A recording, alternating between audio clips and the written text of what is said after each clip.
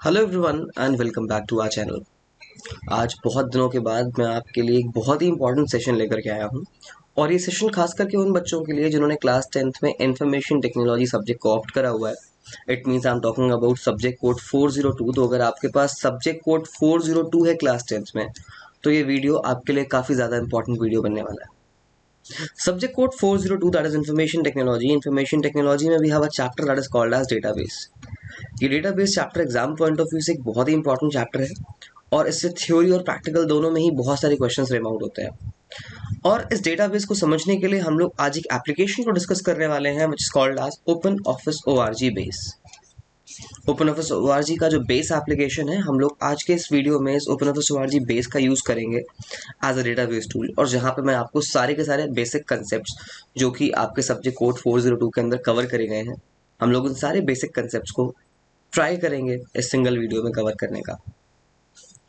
So now let's start. First of all, the first and the most important thing that we have to discuss is कि what is a database and why do we need it? Well, अगर हम लोग बात करते हैं data की तो real life में हमारे चारों तरफ हमारे आसपास बहुत सारे अलग अलग टाइप के डेटा आइटम्स होते हैं, be it your daily life और the activities that we do. For example अगर मैं बात करता हूँ आपके स्कूल में, तो आपके स्कूल में आपके पास बहुत सारा अलग अलग तरीके का डेटा है जिस डेटा को कलेक्टिवली स्टोर करा जाता है। फॉर एग्जाम्पल अगर मैं बात करता हूँ एक स्टूडेंट का, तो एक स्टूडेंट का स्कूल में एक रोल नंबर होता है, we have a class, we have a scholar number, right? Then we have name, we have our father's name, our mother's name, our address, mobile number. ये जितना भी डेटा होता है एक स्टूडेंट का जो डेटा होता है, इस सारे के सारे डेटा को कलेक्टिवली स्टोर करना जरूरी है। सब लोगों ने स्कूल में नोटिस करा होगा टीचर्स अटेंडेंस रजिस्टर्स बनाते हैं और उन अटेंडेंस रजिस्टर्स के फर्स्ट पेज में स्टूडेंट्स का डेटा लिखा हुआ होता है, राइट? सिमिलरली हम लोग भी क्या करते हैं, डेली बेसिस में बहुत सारे डॉक्यूमेंट्स को क्रिएट करते हैं, बहुत सारे लिस्ट को क्रिएट करते हैं और हर एक चीज़ के पीछे एक मोटिव होता है डेटा को स्टोर करना। सिमिलरली जब भी हम लोग कंप्यूटर्स की बात करते हैं, कंप्यूटर्स में सबसे इंपॉर्टेंट टास्क होता है किसी भी डेटा को कलेक्टिवली स्टोर करना और उसको इस तरह से स्टोर करना कि उस डेटा को हम लोग बहुत अलग अलग एप्लीकेशंस में ईजिली यूज कर सकें। और इस पर्पस के लिए हम लोग यहाँ पे टर्म डिस्कस करते हैं which is called as database. You can break down this term into data and base. मतलब एक बेस जहाँ पर डेटा रिसाइड कर रहा है, जहाँ पर डेटा स्टोर हो रहा है, एक स्टोरेज स्पेस जहाँ पे हम लोग डेटा को स्टोर कर रहे हैं, ऐसे स्टोरेज स्पेस को हम लोग इजी टर्म्स में डेटाबेस बोल सकते हैं। बट जब हम लोग बात करते हैं कंप्यूटर्स की तो ये थोड़ा सा एक ब्रॉड टर्म बन जाता है। यहाँ पे हम लोग बात करते हैं डेटा को क्लासिफाई करने के लिए और इसके फर्दर यूज के लिए। कंप्यूटर्स के टर्म में we have two types of databases. First one is called as the flat file database and another one is called as relational database. अब अगर हम लोगों के पास बहुत सारा डेटा आइटम था और हम लोग उस सारे के सारे डेटा आइटम को एक सिंगल टेबल में स्टोर कर रहे हैं, then it will be called as a flat file database. Whereas if for all these data items we are using multiple tables and we are storing our data in a tabular like structure, in that case it will be called as a relational database. तो बस हम लोगों को एक चीज याद रखनी है, अगर सारा का सारा डेटा एक सिंगल फाइल में है, एक कॉमन प्लेस में स्टोर हो रहा है, एक सिंगल टेबल के अंदर, एक सिंगल फाइल के अंदर, then this kind of database can be termed as a flat file database. Whereas if we are storing our data in some tables, especially जहाँ पे हम लोग डेटा को कैटेगराइज कर रहे हैं, हर अलग कैटेगरी के लिए हम लोग पास एक अलग टेबल की कैटेगरी है, these type of databases are called as relational databases. और ये जो हम लोग एप्लीकेशन डिस्कस आज करने वाले हैं ओपन ऑफिस ओआरजी बेस, ये एक रिलेशनल डेटाबेस एप्लीकेशन है। इट मींस हम लोग उसमें टेबल्स को बनाएंगे और टेबल्स के अंदर अपने डेटा को स्टोर करेंगे और वो सारी फीचर्स जो हम लोग टेबल के ऊपर डेटा में कर सकते हैं, हम लोग उन सारे ही चीज़ों को डिस्कस करने वाले हैं। Along with OpenOffice ORG base are MS Access, that is Microsoft Access, and MySQL. These are also some popular database softwares which are majorly used around us. Now,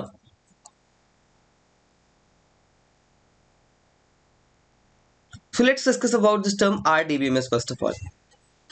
तो जो आज हम लोग टर्म पढ़ने वाले हैं that is relational database, and for creating these databases, for working with these databases, we need some kind of special softwares. These special softwares are called as database management systems. These special softwares are termed as database management systems, और इन database management systems के through हम लोग databases को create करते हैं। In this DBMS, relational DBMS, which means relational database management system, is a database management system जिसके through हम लोग मोस्टली एक रिलेशनल डेटाबेस को क्रिएट कर सकते हैं। अब इस मॉडल को सबसे पहले इंट्रोड्यूस करा था EF कोड ने, जो कि IBM में उस टाइम पे वर्क कर रहे थे। आज पर अगर हम लोग के पास एक ऐसा डेटाबेस मॉडल है जहाँ पे हम लोग बहुत सारी टेबल्स में डेटा को स्टोर कर रहे हैं, बाद में हम लोग इन टेबल्स को फर्दर कनेक्ट कर सकते हैं बाय यूजिंग वेरियस कीज, तो इस तरह से डेटा को स्टोर करना और बाद में उसका फर्दर एप्लीकेशन बहुत ही ज़्यादा ईजी हो जाता है। और इसीलिए EF कोड ने इस मेथड को इम्प्लीमेंट करवाया था और उन्होंने बाद में इस मेथड को यूज़ करना स्टार्ट कर दिया था। तो बेसिक पर्पस क्या होता है भाई एक RDBMS का? The basic purpose is to store our data in such a manner that can be used by various applications and various number of formats. Like आपको जितने तरीके से डेटा चाहिए आप उस हर तरीके से अपने डेटाबेस को मॉडिफाई कर सकते हो, मोल्ड कर सकते हो, and then this data can easily be use as per the application of user और the software that we are creating. अब जब भी हम लोग बात करते हैं डेटाबेसेस की, तो यहाँ पे बहुत सारे टर्म्स यूज होते हैं जिसको हम लोग डिस्कस करने वाले हैं आगे। तो इन सारे टर्म्स को डिस्कस करने के लिए हम लोगों को यहाँ पे एक सिनेरियो को डिस्कस करना पड़ेगा। एक सिंपल सा एग्जांपल लेते हैं। आप लोगों ने नोटिस करा होगा डे टू डे बेसिस पे हम लोग बहुत सारी डेटा को कलेक्ट करते हैं। फॉर एग्जांपल लेट सपोज आपके पास आपके कुछ फ्रेंड्स थे और आपको अपने फ्रेंड्स के कुछ डेटा को स्टोर करना है। Let suppose you want to store the name and let's say mobile number and address of your friends. So generally हम लोग क्या करते हैं, हम लोग इसके लिए कॉन्टैक्ट ऐप का अपने फोन में यूज करते हैं और कॉन्टैक्ट एप्लीकेशन के थ्रू हम लोग इस टाइप की डेटा को इजीली स्टोर कर सकते हैं, राइट। बट एक्चुअल में कंप्यूटर्स क्या कर रहा है, एक्चुअल में कंप्यूटर्स इसके लिए डेटाबेस का यूज कर रहा है और उस डेटाबेस में वो एक प्रॉपर स्ट्रक्चर को फॉलो करता है। उस स्ट्रक्चर को फॉलो करने के लिए जितने भी हम लोगों के RDBMS सॉफ्टवेयर होते हैं, ये सारे के सारे RDBMS सॉफ्टवेयर एक सिंपल से कंसेप्ट पे वर्क करते हैं। All of these softwares they provide us a table like structure. यहाँ पर एक टेबल लाइक स्ट्रक्चर होता है। In these table like structures we can store our datas. In a RDBMS software we can create n number of tables. It means यहाँ पे हम लोग बहुत सारे टेबल्स बना सकते हैं। And in each of these table, यहाँ पे हर एक टेबल के अंदर में we have two things. These are called as rows and columns, where these rows are called as records and these columns are called as fields. मतलब जितने भी हम लोग डेटाबेसेस बना रहे हैं वो सारे के सारे डेटाबेसेस में हम लोग टेबल्स बनाएंगे। Inside one database we can create n number of tables, मतलब हम लोग एक डेटाबेस के अंदर बहुत सारे टेबल्स बना सकते हैं। प्लस यहाँ पे हम लोग रिकॉर्ड्स को रोज बोलते हैं एंड फील्ड्स को कॉलम बोलते हैं और vice versa. Now these rows are called as records just because when we talk about a table, जब भी हम लोग इस टेबल में एक रो को रीड कर रहे होते हैं, वो रो हम लोगों को एक एंटिटी के बारे में कंप्लीट इन्फॉर्मेशन प्रोवाइड करती है।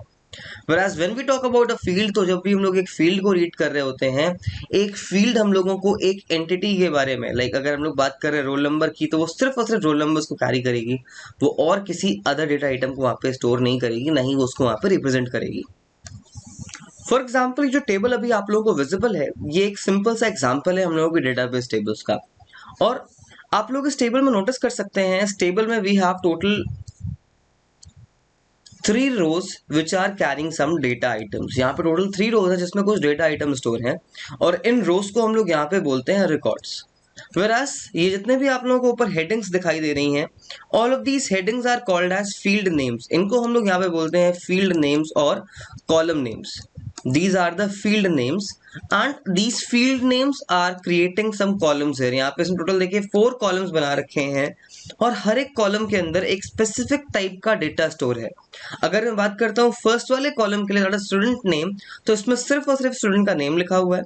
सिमिलरली स्टूडेंट रोल नंबर में बच्चे का रोल नंबर लिखा हुआ है, एड्रेस में उसका एड्रेस है और कॉन्टैक्ट नंबर में सिर्फ और सिर्फ एड्रेस है।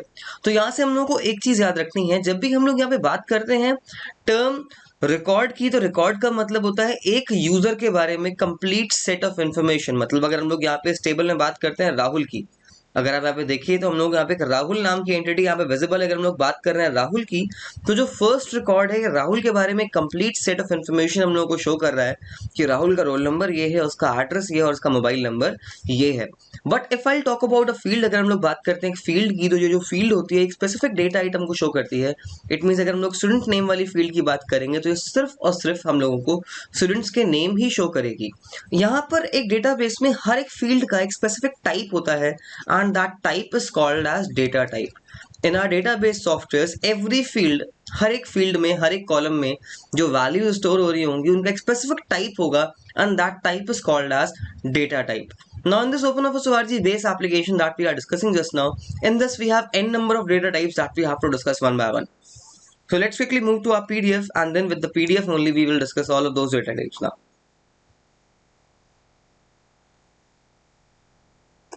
Now, generally we have 5 category of data types. These 5 categories are numeric values, alphanumeric values, binary values, date and time, and then we have some other objects which can be used for the data values. First one is numeric types.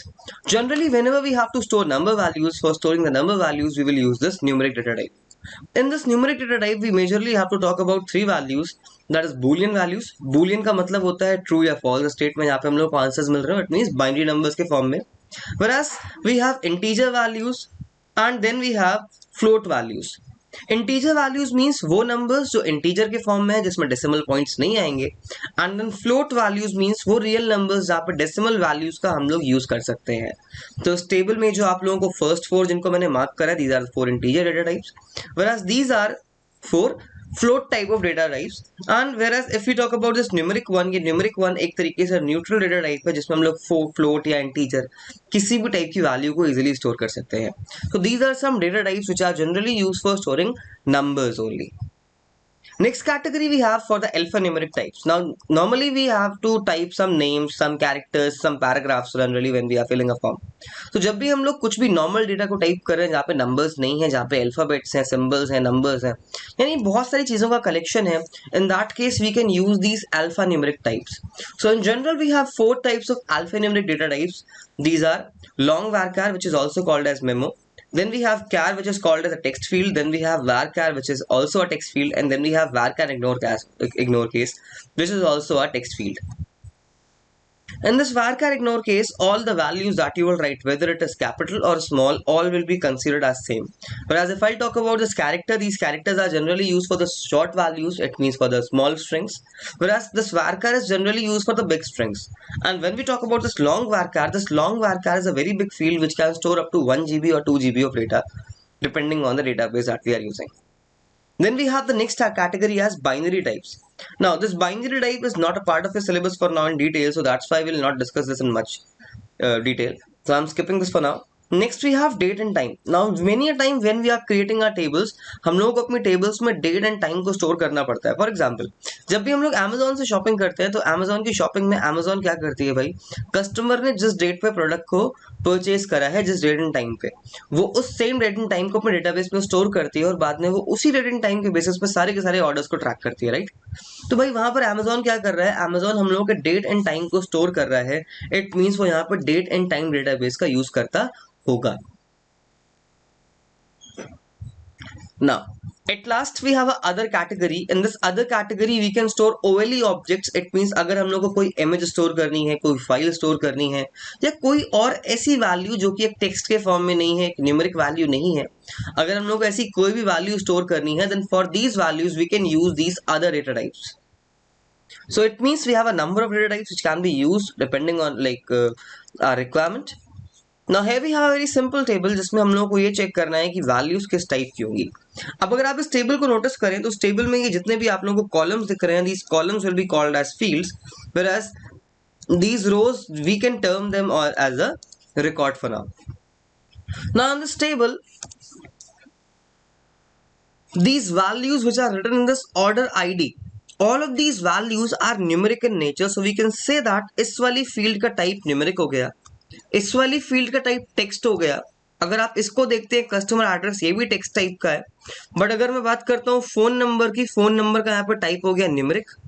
अगर मैं बात कर रहा हूँ sales rate की, then ये type हो गया डेट एंड टाइम के फॉर्म में। और अगर मैं बात कर रहा हूँ आइटम्स बॉट की, then it is also a numeric type of data. अब क्लास 10th में मोस्टली हम लोगों के पास एग्जाम में एक टेबल आती है, थ्योरी एग्जाम में, जहाँ पे टेबल में आपको मेंशन कर देंगे like identify the type of datas. मतलब आपको कॉलम्स के बेसिस पे जज करना होगा कि कौन से कॉलम का टाइप क्या होगा। उसके लिए बस आपको एक बार इसको रीड करना है, आपको सारे डेटा टाइप्स पता होने चाहिए, then you can very easily answer this part. Now, our next concept is very important concept here. Now, in every database, we have some specific fields. These fields are called as key fields. In every database, we have some specific fields. These fields are called as key fields. Suppose I have two or more tables. Suppose I have two or more tables. Let's suppose एक बच्चे का school में admission हुआ, जिस दिन उसका school में admission हुआ था तो स्कूल ने उसको एक स्कॉलर नंबर उस दिन प्रोवाइड करा था। जब उस बच्चे को क्लास के लिए एनरोल करा गया तो फिर उसको उस क्लास में एक रोल नंबर प्रोवाइड करा गया। सिमिलरली लेट सपोज अगर वो किसी एग्जामिनेशन में इंक्लूड लाइक खुद को पार्टिसिपेट कर रहा है, उसको वहां पे एग्जामिनेशन रोल नंबर भी प्रोवाइड करा जाएगा। अगर मैं एक स्कूल की बात कर रहा हूँ तो उस एक स्कूल के लिए ये तीनों अलग अलग डेटा आइटम्स जो हैं ये रिलेटेड हैं आपस में, राइट। इट मीन्स इन तीनों टेबल्स को आपस में लिंक्ड होना चाहिए, and for linking these tables we need some specific fields. तो जब भी हम लोगों के पास किसी एक एंटिटी या किसी एक टॉपिक के बारे में बहुत सारा अलग अलग डेटा आइटम अलग अलग टेबल्स में स्टोर है, देन उन टेबल्स को लिंक करने के लिए हम लोग कुछ स्पेशल फील्ड्स का यूज करते हैं, and these fields are called as key fields. In a database, we generally have three types of fields. These fields are called as primary key. Then we have a foreign key, and then we have a candidate key. We have one more key field which is called as alternate key. अब चलिए देखते हैं ये चारों की चारों की fields होती क्या है। व्हाट इज अ प्राइमरी की, व्हाट इज अ फॉरेन की, व्हाट इज अ कैंडिडेट की, and what is a alternate key. For example, अगर आप लोगों को ये मेरा एग्जाम्पल प्रॉपरली विजिबल है अपने डिस्प्ले पे, then you all can see that here we have two tables. यहाँ पे हम लोगों के पास दो टेबल्स हैं, एक है क्लाइंट टेबल, एक है sales table.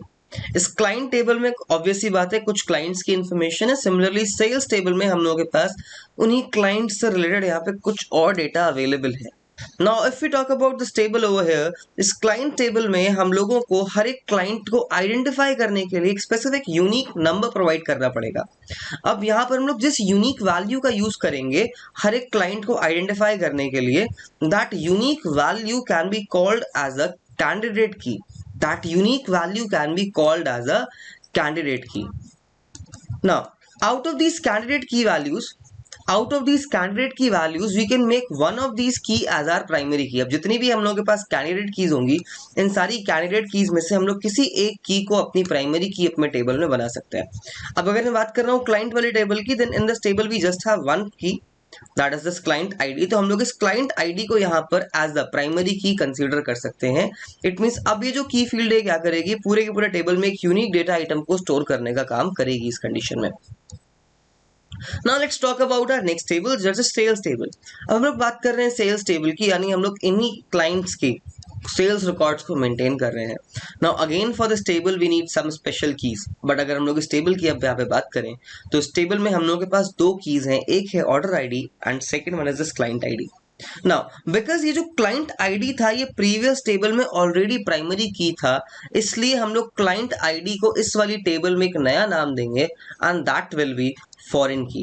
In this table, this client ID will be called as foreign key. Whereas when we talk about this order ID here, अगर हम लोग अभी बात करते हैं order ID की, now because ये जो order ID है ये इस टेबल के लिए एक यूनिक वैल्यू को स्टोर कर रही है, so this order ID can be called as a primary key.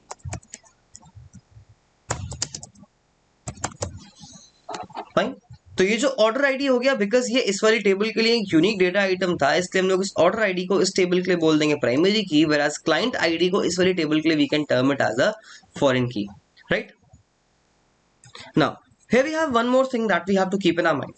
अगर हम लोग बात करते हैं इस वाली टेबल की, तो इस वाली टेबल के कंटेक्स्ट में जो order ID and client ID हैं, both of these are very important key fields, because through this we are filtering our data. अब यहाँ पर एक और जरा सिनेरियो को हम लोग चलिए डिस्कस करते हैं। Let's suppose we have a table where we have multiple key fields. Let's suppose we have a table where we have multiple key fields. Suppose एक टेबल थी जहां पे मेरे पास कुछ कॉलम्स थे, एक था roll number, then we have scholar number, then let's suppose we have exam roll number, right? Then let's suppose we have student name, class and mobile number, let suppose. तो भाई हर एक बच्चे का रोल नंबर डिफरेंट होगा, उसका scholar number different होगा, उसका exam roll number different होगा, बट नेम्स कॉमन हो सकते हैं, क्लासेस कॉमन हो सकते हैं, और हो सकता है अगर सिबलिंग्स हैं तो मोबाइल नंबर्स भी कॉमन हो सकते हैं। इन सच अ सिनेरियो जितनी भी डेटा आइटम्स यूनिक हो सकते हैं, all of these data items are eligible to become a primary key. जितने भी डेटा आइटम्स यहाँ पे यूनिक है।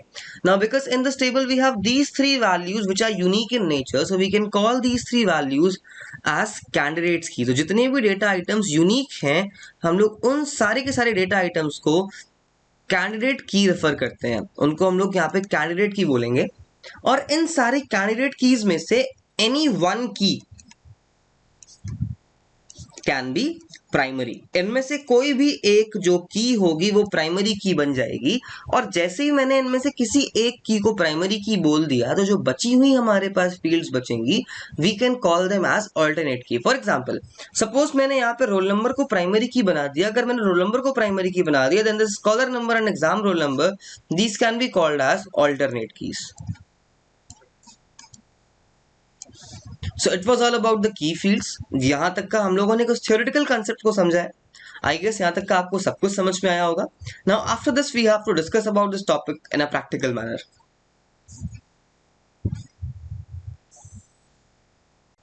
तो अपनी इस वाली वीडियो में हम लोग सिर्फ और सिर्फ थ्योरी कंटेंट को रखते हैं। अब नेक्स्ट वीडियो में मैं आपको प्रैक्टिकली बताऊंगा कि हम लोग किस तरह से ओपन ऑफिस ओआरजी का यूज करेंगे, ओपन ऑफिस ओआरजी बेस का यूज करेंगे, डेटाबेसेस को क्रिएट करेंगे, और इन डेटाबेसेस में क्या क्या टूल्स हम लोगों को इंप्लीमेंट करने हैं। Specially we have to work upon few things. We have to discuss about tables and queries की। टेबल्स कैसे बनाते हैं और उसमें हम लोग क्वेरीज को कैसे अप्लाई करते हैं, प्लस यहाँ पे कुछ एसक्यूएल की कमांड्स हैं। हम लोगों ने एसक्यूएल की कमांड्स को भी यूज करने वाले हैं अपनी नेक्स्ट वीडियो में। So stay tuned and do subscribe our channel if you haven't subscribed it yet. Thank you so much everyone.